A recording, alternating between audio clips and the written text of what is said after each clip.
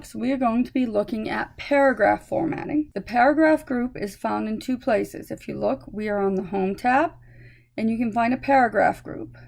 You can also go to the Layout tab, and there's a paragraph group there. They give you slightly different tools on each tab, but if you go to the dialog box is the same no matter which tool you enter it from. I'd like to take a minute to walk you through the dialog box for paragraphs. So if you look, the first thing you have is an alignment. That's how do you want the line set up.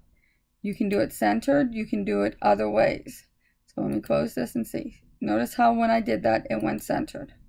Your next thing is indentation. If you want a section indented for a specific reason, you would go to the dialog box launcher, and you can tell it that you wanted indent left, which would mean the left side goes in, and the right side goes in. And notice how now this has gone in. The one section I was clicked in has gone in by 1 inch on each side.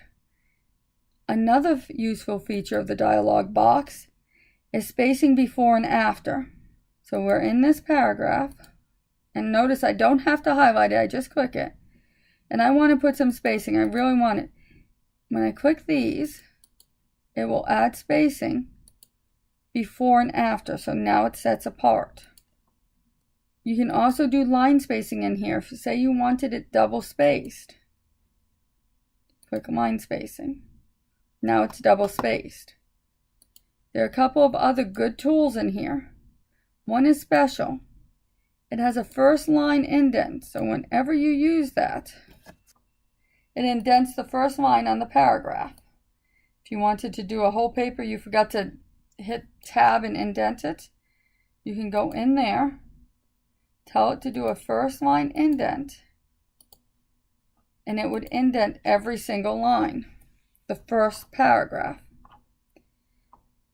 Now we have a reference center here. When you do references, you want the exact opposite. You want what's called a hanging indent.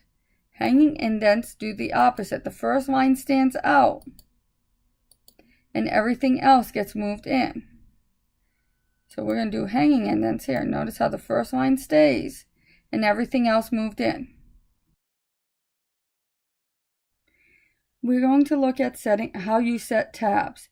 Tabs are what happens when you press the tab key. It typically gives you a default of 5 spaces, and that can look a little awkward on documents. If you look, these little arrows here indicate there is a tab. So I have added some tabs in here, but as you can see, they don't all line up, so that would be a reason to set tab stops. Now there are 2 ways to do it. For one, we're going to need to see the ruler. Now if you remember, you go to View, and you click Ruler so you can see the ruler. So you have a ruler across the top, a ruler down the side. But at the very top of the side ruler is a little box. If you look when you mouse over it, the screen tip will tell you that's a left tab.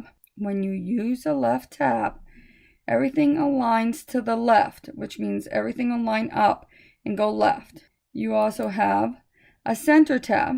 That means everything will center on the tab. You have a right tab. Everything will line up to the right of the tab. That's a decimal tab. Everything lines up on the decimal. So what we're going to do is set one of each tab. If you notice, I'm clicked on the line that says gas. So the first thing we're going to do is set a left tab. You do that by choosing the tab you want and clicking on the ruler where you want it. Next, we're going to set a center tab. Again, all I did was click over on the little box to find center, and then I clicked on the ruler. A right tab, and we're going to do a decimal tab. And the last one will be a decimal tab as well. Now we're going to go down to the next line and set tabs.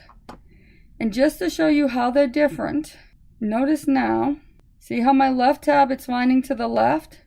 When I go down here, the decimal tab is lining up on the decimal point. Okay, our next tab we'll set will be a left tab. We're going to set a center tab, right tab, and we're going to make our last one a decimal tab as well. So notice how even though these numbers are bigger, the decimal points lined up this has a decimal tab, this has a decimal tab. It lined up where the decimal point is. Here we have a right tab, so the numbers are lining up to the right. If I were to pull this out and make that a left tab, they would line up to the other side of it. That's the difference between a right and a left tab. Now that works if you're only doing a quick tab on a line. You may want to do the whole thing, but first let's show you how to get rid of these tabs. We've set tabs, we want to get rid of them. There's a couple of ways to do that. One is you can go up here, left click, and just pull it off. So we left click to put it on, and we left click and drag to pull it off. That can be a little time consuming, so the other way is to highlight everything you want, go into your paragraph dialog box, and you'll notice there's a place that says tab here.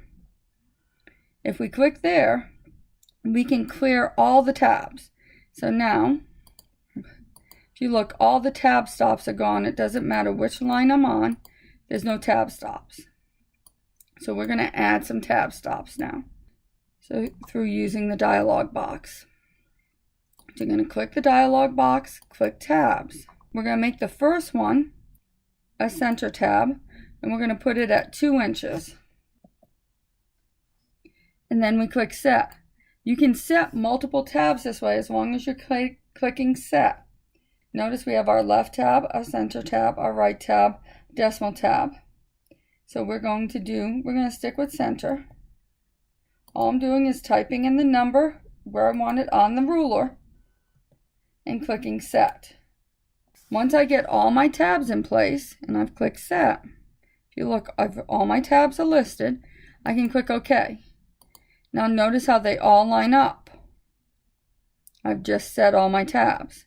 If I wanted to change them, I can highlight what I want to change, go back into tabs, and then I would click on what I wanted to change. Say I decided that I wanted my 2-inch to be a decimal tab.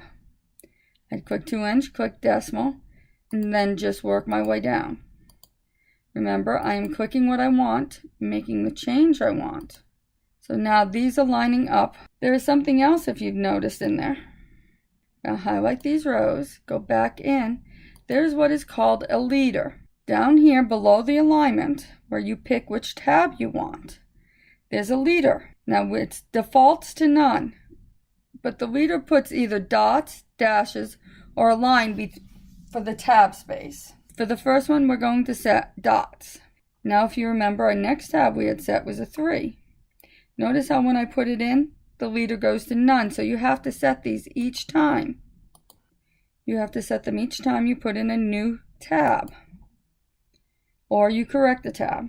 We're going to pretend we forget to put them on the last 2. Click OK. Now you can see what each one does. Where the tab space is, where I set the dot leaders, it puts dots between them. The dashes, when I set the dash, puts the dash. And the other one puts an underline. Notice how I forgot to do 2. So I might want to go back and do that. Or I might want to fix these so they are all the same. Do that by going back into tabs, and I can click them to make them all the same. All I have to do is make my change, click the one I want, make my change. I'm changing them all to the dots, and click set. Once I'm done, I click OK. Now they all have dots.